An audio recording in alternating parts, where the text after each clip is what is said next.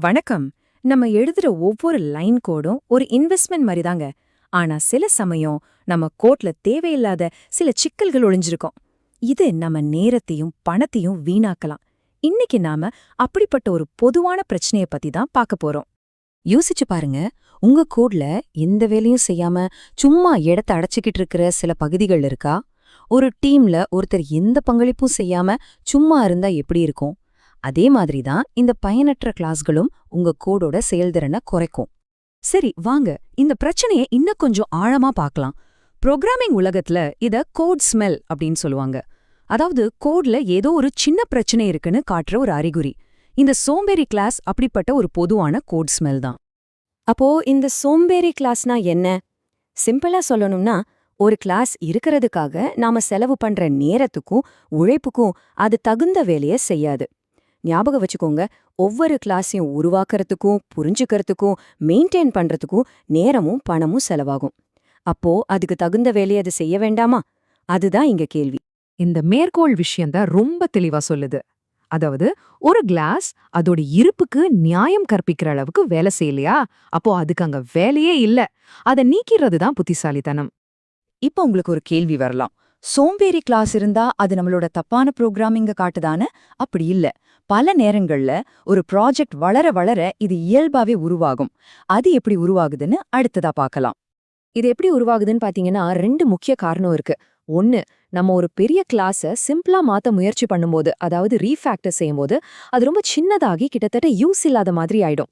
இன்னொன்னு, ஃபியூச்சர்ல இந்த ஃபீச்சர் தேவைப்படும்னு நினைச்சு ஒரு கிளாஸ் ரெடி பண்ணுவோம். ஆனா அந்த ஃபீச்சரே வராது. அப்போ அந்த கிளாஸ் ஒரு விட்ரிஷல் மாதிரி நின்னுடும். சரி, பிரச்சனைய பத்தி பேசிட்டோம். இப்போ இதுக்கு என்ன தீர்வுன்னு பார்க்கலாமா?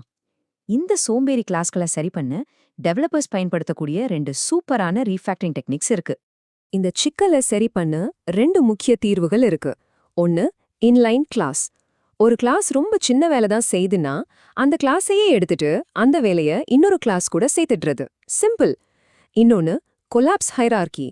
இங்க ஒரு பேரண்ட் கிளாஸ் அதோட சைல்ட் கிளாஸ் ரெண்டுமே பெரிய வேலை எதுவும் செய்யலன்னா ரெண்டையும் ஒன்னாக்கி ஒரே கிளாஸா மாத்திடுவோம். எந்த கிளாஸுக்கு எந்த ட்ரீட்மெண்ட்னு நாம தான் முடிவு பண்ணணும். சரி, இந்த மாதிரி வேலை செய்யாத கிளாஸ்களை எல்லாம் நம்ம கோட்ல இருந்து நீக்கிறதால நமக்கு என்னதான் லாபம்? இது உங்க கோடை சுத்தமாக்குறது மட்டுமில்ல, உங்க நேரத்தையும் மிச்சப்படுத்தும். ரெண்டு பெரிய பெனிஃபிட் இருக்கு. முதல்ல, உங்க கோடோட சைஸ் குறையும். கோட் கம்மியா இருந்தா அதை புரிஞ்சுக்கிறது ரொம்ப ஈஸி. இதனால உங்க டீம்ல புதுசா வர டெவலப்பர்ஸ் சீக்கிரமா வேலைய ஆரம்பிக்க முடியும். ரெண்டாவது, மெயின்டெனன்ஸ் ரொம்ப சுலபமாயிடும். கோட் கம்மியா இருந்தா பக்ஸ் கம்மியா வரும். அதை சரி பண்றதும் ஈஸி தானே. இது ஒரு மந்திரம் மாதிரியே மனசுல வச்சுக்கோங்க. சாஃப்ட்வேர் இன்ஜினியரிங்ல எளிமையோட மதிப்பை இதை விட அழகா சொல்ல முடியாது. தேவையில்லாததை நீக்கிறது தான் உண்மையான திறமை. ஆனா ஒரு நிமிஷம், எல்லா நேரமும் நாம இதை செய்யலாமா? சில நேரங்கள்ல பாக்குறதுக்கு சோம்பேறி கிளாஸ் மாதிரி தெரிஞ்சாலும் அதுக்கு ஒரு முக்கியமான காரணம் இருக்கலாம். அது என்னன்னு தெரிஞ்சுக்கலாமாங்க? இது ஒரு முக்கியமான விதிவிலக்குங்க.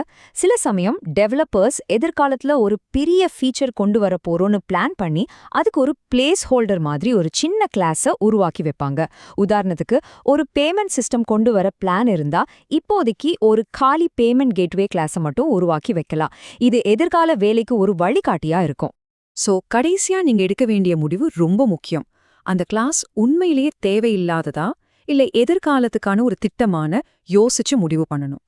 தெளிவான சிம்பிளான கோடை எழுதுறது தான் நம்மளோட அல்டிமேட் கோல். சரி, இப்போ நான் சொன்னதெல்லாம் கேட்டதுக்கு அப்புறம் உங்க ப்ராஜெக்ட ஒரு புது கண்ணோட்டத்தோட பாப்பீங்கன்னு நம்புறேன். ஒரு நிமிஷம் யோசிச்சு பாருங்க. உங்க கோட்ல எங்கேயாவது இந்த மாதிரி சோம்பேறி கிளாஸஸ் ஒளிஞ்சுகிட்டு இருக்கா?